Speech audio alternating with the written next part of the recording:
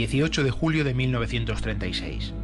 Una sublevación militar se alza contra la Segunda República Española y contra el gobierno de coalición de izquierdas que democráticamente había salido de las urnas unos meses antes.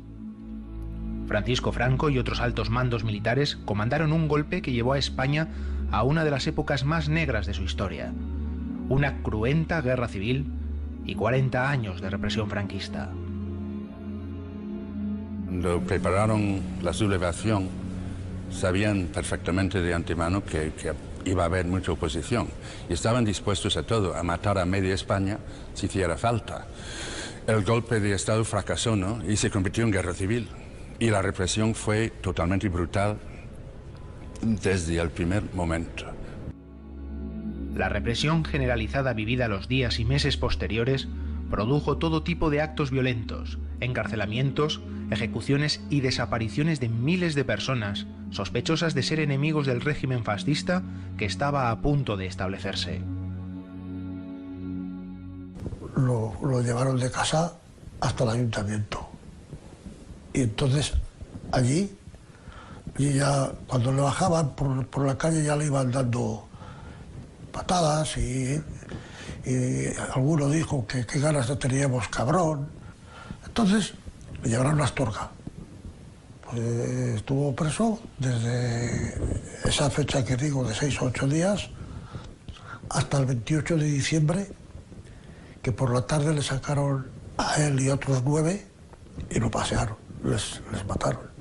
Trabajaba en una panadería, lo sacaron de la panadería, lo llevaron a la puerta del ayuntamiento, lo montaron en un camión y entonces les ponían, se conoce que como un instintivo blanco, se le llevaron con el camión, bueno hijo, hasta que vuelva. Mi padre ya no volvió. En una guerra civil, dos bandos, uno se mata, el otro se mata, pues bien, pero es que aquí no hubo de tal frente, aquí fueron represalias de unas fuerzas que ganaron una guerra civil y los que la perdieron, pero que la perdieron para toda la vida, ella y sus descendientes.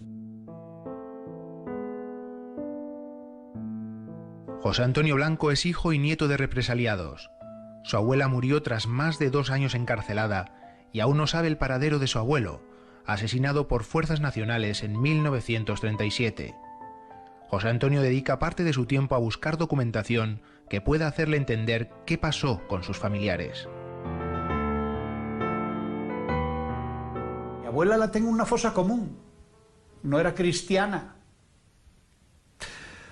por las ideas de su hijo. Entonces, cuando me murió en la cárcel del Reloj en Ponferrada, me la sacaron con los pies para adelante y me la echaron en una fosa común fuera de un cementerio. ¿Por qué razón? Si era cristiana como los demás.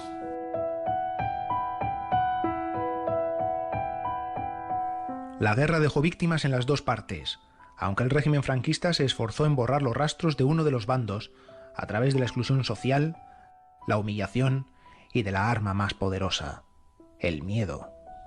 Miedo a que no podías hablar de lo que había ocurrido encima de haber perdido a tus seres queridos. Y el patrimonio, porque cuando fiscalizaron los bienes de mi abuelo, desapareció todo. Calero, camiones, pareja bueyes, la casa. Nos llamaban rojos y a callar, ¿eh? No te dejaban hablar. Decía yo antes, madre, cuénteme cosas. Decían, no, hija, no, que no, que no. Que no nos vaya a oír alguien, porque igual estábamos allí en la calle, todas las vecinas nos sentábamos al sol como antiguamente, y decía, no podemos contártelo. Y no hablaba ninguna, oyes.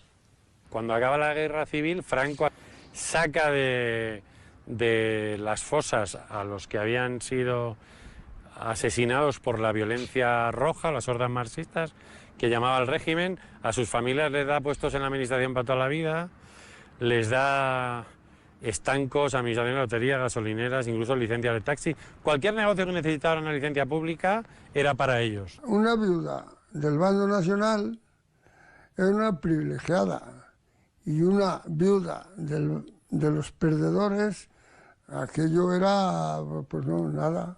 Nosotros fuimos la escoria la escoria en aquel tiempo de la humanidad. No hay que olvidar que la represión franquista no es solo una represión violenta, es una represión social, es una represión económica, es una represión política.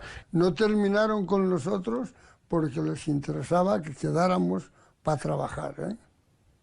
Porque si no, yo creo que hubieran terminado con nosotros también.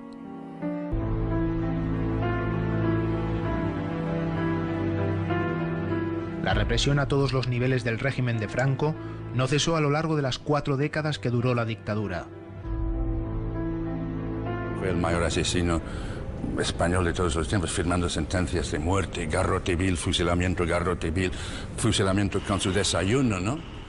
Era un dictador brutal, era un dictador brutal. Empezó matando gente después de la guerra y acabó su vida matando gente.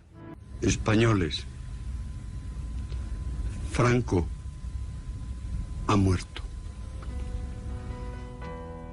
A las 4:20 de la mañana del 20 de noviembre de 1975, Francisco Franco murió en Madrid a los 82 años. Un nuevo tiempo de esperanza se abría, aunque 40 años de opresión y falta de libertades afectaban a todos los ámbitos y rincones de un país que pilotaría a partir de entonces el nuevo jefe de Estado, Juan Carlos de Borbón.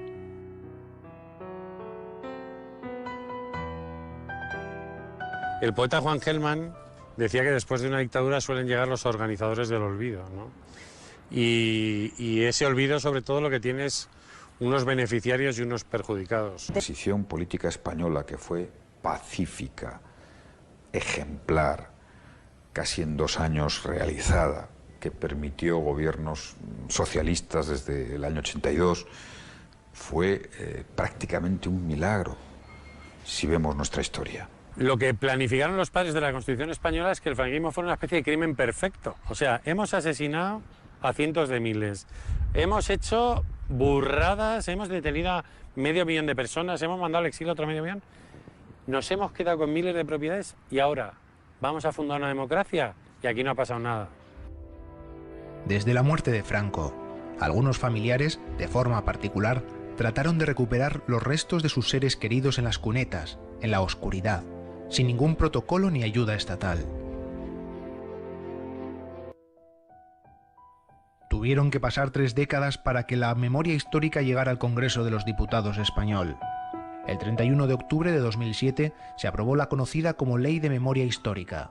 El texto incluía el reconocimiento de todas las víctimas de la guerra civil y la dictadura posterior, pero no la apertura de fosas donde yacen los restos de represaliados.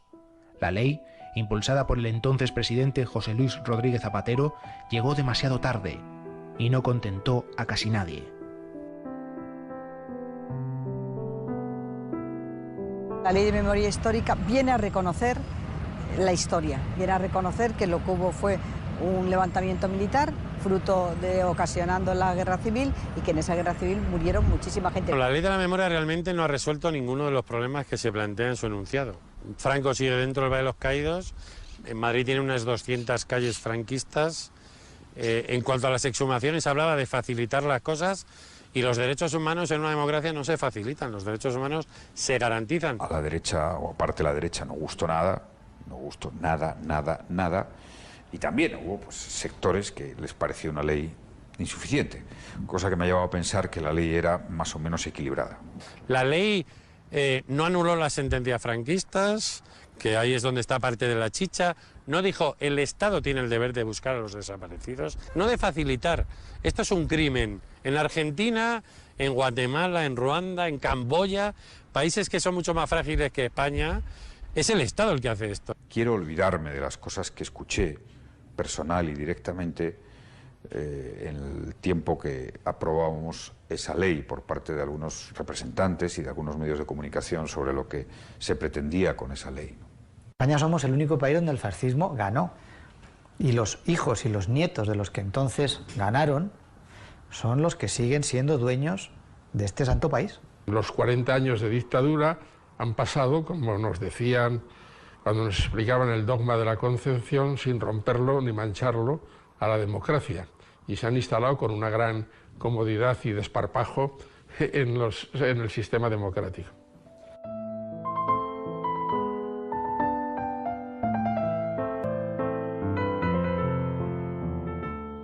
La derecha se niega a afrontar el holocausto que hubo aquí. Se niegan a afrontar lo ocurrido. Vienen siempre con lo que no hay que remover el pasado, que hay que pensar en el futuro. Pero claro, ellos desenterraron a todos sus muertos. Es por cuestión política por lo que existen fosas. Es por cuestión política por lo que les mataron. Si las fosas llegan en las cunetas hasta nuestros días, es por cuestión política. Es tolerable que en el término municipal en el que vivimos pueda haber una fosa clandestina y en su interior gente asesinada y eso no esté suficientemente reconocido, señalizado, dignificado o investigado. Pero aquí todavía no nos hemos dado cuenta que nos tenemos que dar la mano unos y otros para recuperar esa memoria por una sola razón, para que los jóvenes que llegan ahora no vuelvan a repetir la misma atrocidad. No podemos ignorar que hemos levantado una democracia sobre un cementerio de fosas comunes donde hay más de 100.000 desaparecidos sin localizar. El derecho a la memoria es el deber moral de dignificar a las víctimas, de cerrar las heridas todavía abiertas en miles de familias españolas, sin rencor, sin revanchas, con un único propósito: conocer la verdad de lo que pasó. Ya que hay un Estado que supuestamente habría de representar a toda la comunidad de este país, pero no solo no lo hace, sino que más le roba de muchas maneras también la memoria, pues nosotros tendremos que hacer un esfuerzo por recuperarla. Yo he estudiado una carrera de historia y en ningún momento nadie nos dijo, ningún profesor nos dijo que había 114.226 personas desaparecidas. Yo lo que he querido siempre es que se sepan las cosas, que no queden en el olvido. Ahora ya estoy contento, ya les tenemos aquí, aunque no sea más que para ir a ponerles una flor el Día de los Santos. Mientras los muertos no se olviden, están vivos.